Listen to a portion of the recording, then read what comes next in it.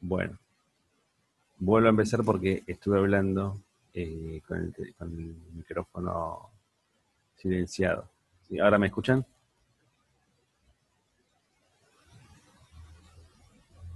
Bueno, no, lo que les estaba contando es, sí, Camila me está diciendo, Camila Martínez, no sé si me quiere decir algo. Bueno, eh, lo que les estaba contando es que en la clase de hoy, la segunda clase de ondas mecánicas, sí, que voy a atacar el problema de las ondas de sonido. Sí, en la clase pasada yo presenté las ondas, que son las ondas mecánicas, es una perturbación, una onda es una perturbación que se propaga en espacio y tiempo y transporta energía, y obviamente información también, pero eh, básicamente eso, es eso. ¿Sí? En una onda mecánica, el medio, las partículas del medio, se van a mover o desplazar respecto a una cierta posición de equilibrio, van a presentar un movimiento armónico, un movimiento oscilatorio, mejor dicho. ¿Sí? Les presenté qué forma, lo primero que tenemos que hablar es una onda, que es una onda viajera, ¿sí? Que es una perturbación que se propaga en el tiempo, y les conté que para que sea una onda viajera tiene que ser de esta forma, una función que sea de la forma x menos b por t, o en una forma más general, a por x menos b por t, que siempre la puedo llevar, ¿no? Factorizando, sacando factor común, por ejemplo, en la constante que está delante de la x, a esta forma. Entonces, siempre que tenga una forma, una función de esta forma, va a ser una onda viajera. ¿Por qué? Porque satisface la ecuación diferencial, ¿sí? De una onda viajera, donde b, acá, b minúscula, es la velocidad de la onda. ¿Sí? Y sería en la onda transversal, por ejemplo, una cuerda, y sería el apartamiento cuando yo tengo una cierta onda, ¿sí? Si es una cuerda que se propaga a velocidad v, ¿sí? Y esto sería, por ejemplo, x, un cierto x, y esto, esta coordenada sería y, la coordenada y el apartamiento respecto de la posición de equilibrio, que es la cuerda tensa, en la posición x, ¿sí? Y el tiempo t. Bueno, esa es una onda viajera. Después hablamos de ondas armónicas, o sea, esa es la que ustedes tienen que recordar bien, que sería ix de t igual a una cierta amplitud y máxima por el seno o coseno de k por x,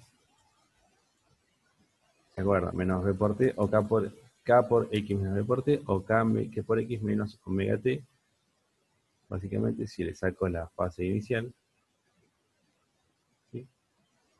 Donde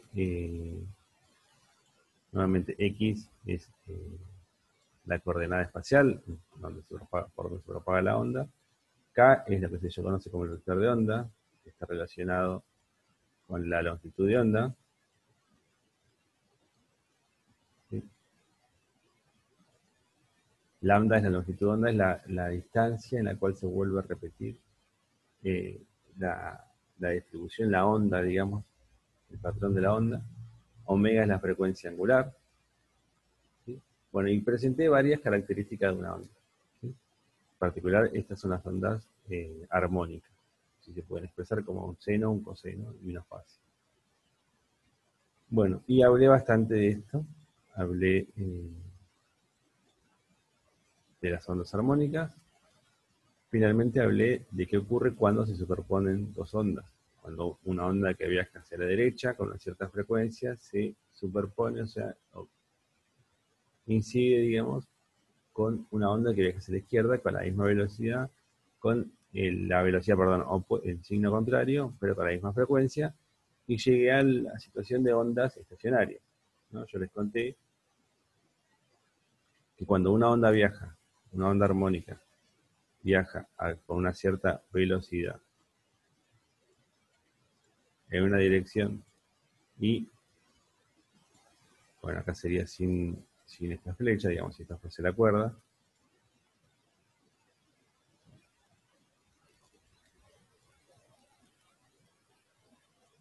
¿sí? Si viajan las ondas se superponen, o sea, se pueden sumar, ¿sí? Y yo les monté unos videitos en los cuales aumentaba la amplitud de la onda, consecuencia de atravesar el mismo espacio en un dado instante de tiempo. O sea, yo puedo calcular la función de onda total, suma de xt, y eso es básicamente sumar una onda viajera, eh, digamos, que va hacia la izquierda, vamos a decir, hacia la derecha, perdón, más una onda que viaja hacia la izquierda, sumar dos ondas, yo sumo dos ondas, y si tienen la misma velocidad, la misma frecuencia, perdón, y velocidad con signo contrario, el resultado es una onda estacionaria.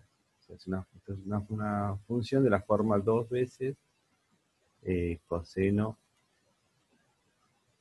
de omega t por el seno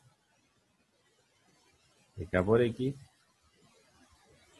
que resulta ser, no es más ya una onda viajera, ¿por qué? Porque no es de la forma de x menos el por t. Acá está, por un lado está el x y por otro lado está el omega t. No es más una onda viajera, es una onda estacionaria. Es una onda en la cual siempre que este numerito, o sea, en los x, donde esto valga un múltiplo entero de pi, incluido el 0, pi, 2 pi, 3 pi, así. En esos puntos se arman la función de onda de llanura, que son los nodos de la onda estacionaria.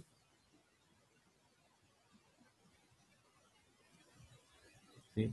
Son los puntos en los cuales la función de onda está completamente anulada. Vale 0 siempre. Son los nodos, ¿sí? de la onda estacionaria. Tenemos el vientre, que son los vientres donde tiene máxima amplitud, que está dada por esto. ¿Sí? Acá me faltó poner el 0, el máximo.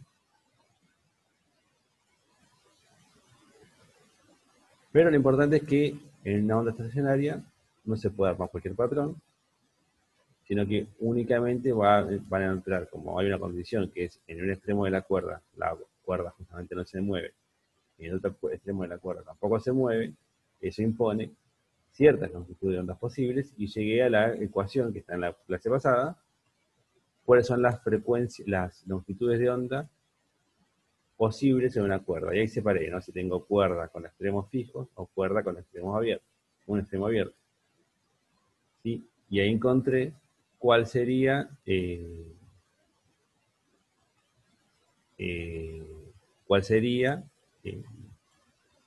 las longitudes de ondas posibles, y llegué a que 2pi sobre L dividido npi, o sea, básicamente, estos serían los puntos, los L, las longitudes de ondas posibles en una cuerda, ¿sí? Con extremos cerrados. Bueno, todas estas ecuaciones están en la clase pasada, ¿sí? Ahora quiero hacer un mini repaso, y hablé también de las longitudes de ondas posibles en una onda estacionaria en una cuerda con un extremo abierto. Bueno, lo que vamos a ver hoy serían las ondas de sonido, que son ondas longitudinales, pero la idea es muy similar, ¿sí? Bueno, arranquemos entonces, después de estos minutos de repaso. Básicamente, si vuelvo a decir, la clase pasada vimos ondas transversales. En ese caso, la onda estaba identificada por el desplazamiento. A ver si ven la diferencia. El desplazamiento respecto de la posición de equilibrio, el desplazamiento transversal, o sea, la coordenada era I, ¿no? Lo que puse acá. Y en función de xt. X es la coordenada en la cual se desplaza la onda, e Y es el apartamiento respecto de la posición de equilibrio. Bueno, en la onda de sonido es una onda longitudinal, o sea, el desplazamiento ocurre en la misma dirección de la propagación de la onda. ¿Sí?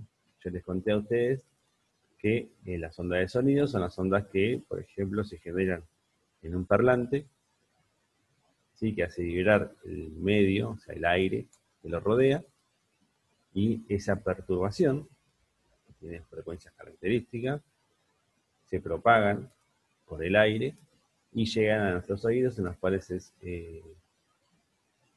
digamos, colectado esa perturbación por todo el dispositivo, digamos, que tenemos en el oído. ¿Sí? Esa membrana que hace que uno pueda, el cerebro pueda reconocer las señales de la perturbación, del sonido que se propaga. ¿Sí? A diferencia de lo que son las ondas transversales, estas ondas son longitudinales, o sea, el desplazamiento de las partículas ocurre en la misma dirección del desplazamiento, por eso acá está representado por la letra S, que es el desplazamiento de la partícula respecto de la posición de equilibrio. Pero tiene una forma muy similar. Es S en función de XT, que es de la forma de una onda viajera. Esto sería una onda de sonido viajera. K por X menos omega T más phi, donde tengo una amplitud máxima para el apartamiento respecto a la posición de equilibrio. Lo que va a ocurrir cuando ocurre la propagación de la onda, o sea, a ver acá, y les voy a mostrar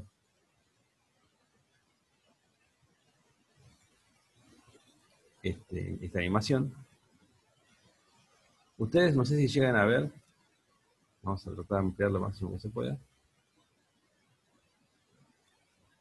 No sé si siempre puede ser, o puede ser, no, puede ser seno y coseno. Me preguntan acá si siempre tiene que ser coseno o no. Puede ser seno y coseno, cualquiera de las dos, seno o coseno.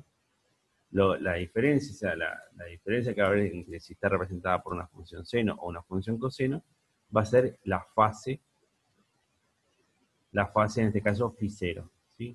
Esa fase, que es la fase inicial, de las condiciones iniciales, del contorno, puede cambiar, ¿sí? Porque la diferencia entre un seno y un coseno es una fase de pi sobre 2, de 90 grados. Bueno, si ustedes miran esta animación, van a ver, o sea, si ustedes la miran de lejos, sin entrar en detalle, sin fijar la vista en alguna partícula particular, justamente, lo que ustedes van a ver es que hay como una sombra que se propaga hacia la derecha de la pantalla. ¿Sí? Van a ver eso. Ahí aparece una flecha negra que dice wave, onda en inglés, se propaga hacia la derecha. ¿Sí? Esa sería la onda. Sería la misma idea de agarro una cuerda tensa, la perturbo, digamos, la parto respecto a la posición de equilibrio, y lo que va a ocurrir es que la onda va a viajar en una cierta dirección, ¿sí? Perturbo la cuerda, viaja en cierta dirección. Pero, o como por ejemplo cuando le puse el ejemplo del resorte. ¿Sí? Lo que ocurre acá es la propagación de la onda, representada por esa flecha negra, pero si ahora uno mira, si se detiene a mirar con detalle, por ejemplo, los puntos negros, los puntos rojos son partículas, son como todas las partículas negras que están ahí, y fíjense el movimiento que hacen los puntos rojos. Los puntos rojos presentan un movimiento oscilatorio, periódico, respecto de la posición de equilibrio. ¿Sí? Realmente las partículas no se están desplazando desde la izquierda hacia la derecha. Están oscilando respecto de una posición de equilibrio, ¿sí? Pero el conjunto, ¿sí? Se mueve, digamos, como si fuera, en definitiva, el movimiento global, el movimiento colectivo, corresponde a una onda viajera. Todas las partículas se mueven con cierta frecuencia característica, ¿sí? Y presentan una diferencia de fase, básicamente que está dada por K por X. O sea, el movimiento, obviamente, tiene una frecuencia omega, una frecuencia angular omega, pero como es una onda viajera, la forma de las funciones de la forma K por X menos omega t. O sea, todas las partículas tienen el omega t, pero la diferencia de fase va a depender de la posición, de K por X. Por eso tiene esta forma particular. Lo que les quiero contar, o sea, mostrar con esta animación, es que más allá que uno pueda llegar a pensar, por ahí tiene esa idea, de que hay un desplazamiento, digamos, un transporte de materia desde la izquierda hacia la derecha en las ondas de sonido, eso no ocurre. Lo que se propaga es la perturbación justamente, y la energía, pero no la materia. ¿Sí? Las partículas, al igual que en la cuerda y al igual que en un resorte, se mueven respecto de una posición de equilibrio, con un movimiento periódico. La consecuencia de hacer eso, si todas las partículas vibran con la misma frecuencia, es la propagación de la onda con una velocidad v. ¿Sí? Al haber una cierta... Voy a volver a ponerlo para contar esto que está acá. Al poner, al mirar esto, lo que ustedes van a notar, por ejemplo, si tienen la vista en el centro de la pantalla, van a ver que en momentos, en un dado momento, instante de tiempo, va a haber como sombras más oscuras de puntos negros, y en otro momento va a estar más separadas las partículas. ¿Sí? O sea, esta onda de sonido corresponde a ondas, o sea, deformaciones, digamos, armónicas o periódicas de densidad. Porque la densidad de materia justamente tiene que ver con el número de partículas por unidad de volumen. Pero esta densidad no es constante, no hay en todo instante de tiempo el mismo número de partículas en un área. Si yo agarro un área de la figura que está acá, en un dado instante de tiempo va a haber más partículas y en otro instante de tiempo va a haber menos. Hay más y menos. ¿Sí? El movimiento es armónico, es periódico. O sea, va a haber una onda de densidad. O sea, ¿qué quiere decir eso? Sí, quiere decir que la densidad en un dado lugar del espacio, en un dado instante de tiempo, va a presentar un movimiento armónico, va a presentar estas características de onda. ¿Sí? La densidad de las partículas no es constante en la onda, sino que presenta un comportamiento tipo onda viajera.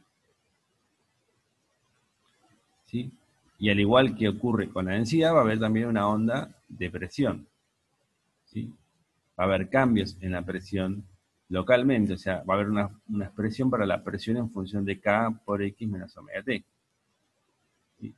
Porque justamente al aparecer esta diferencia en la densidad localmente, o sea, en dado de X, en un instante de tiempo tengo más partículas y en otro instante de tiempo tengo menos partículas, también va a cambiar la presión.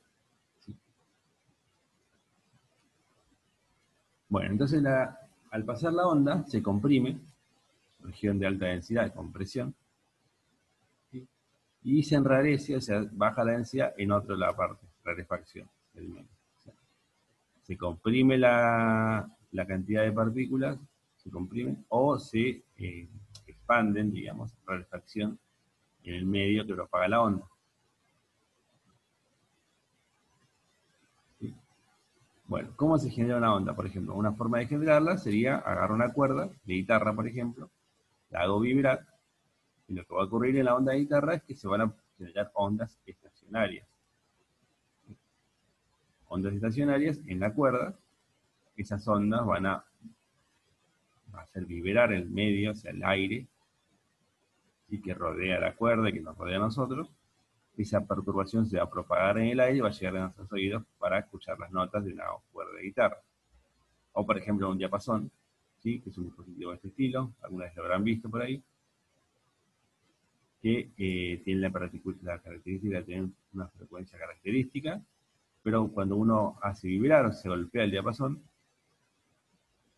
es una especie de tenedor así, pero un poco más masivo, digamos, más robusto. Una partes, digamos, del diapasón vibran con una frecuencia característica y esa vibración hace nuevamente oscilar o vibrar el medio que lo rodea, así propagando una perturbación en el espacio, digamos, en el aire, que después llega, digamos, puede llegar a nuestros oídos o a un micrófono.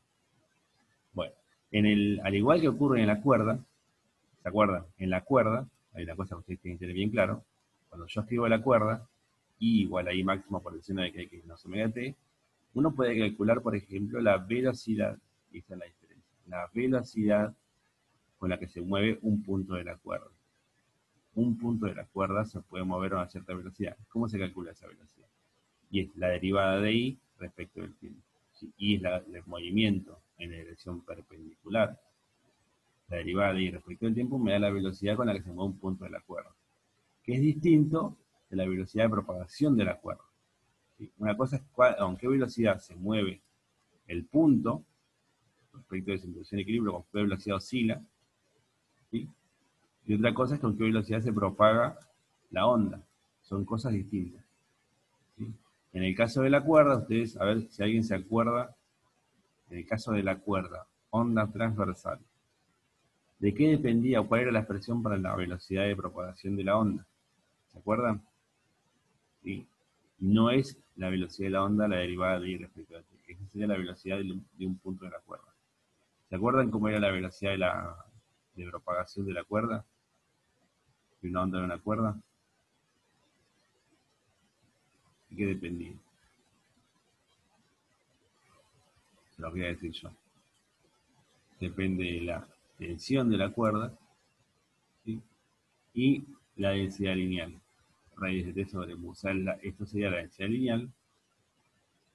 Básicamente es la masa dividido la longitud de la cuerda.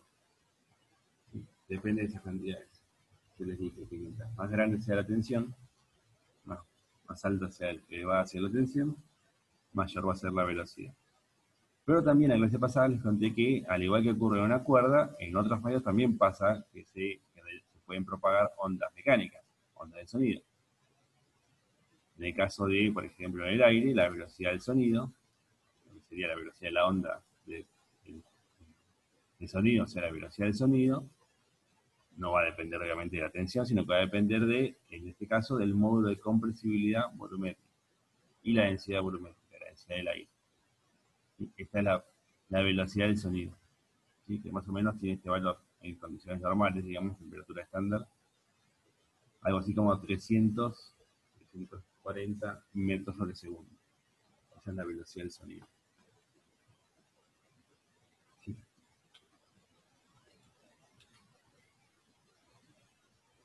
Bueno, acá, en esta parte que está acá, lo que yo hago, que no voy a detenerme mucho, no viene al caso, es cuando se propaga una onda, la pregunta es cómo se modifica el gas cuando lo atraviesa una onda sonora. ¿Cómo qué pasa con el gas cuando viaja un pulso de mayor densidad en el aire?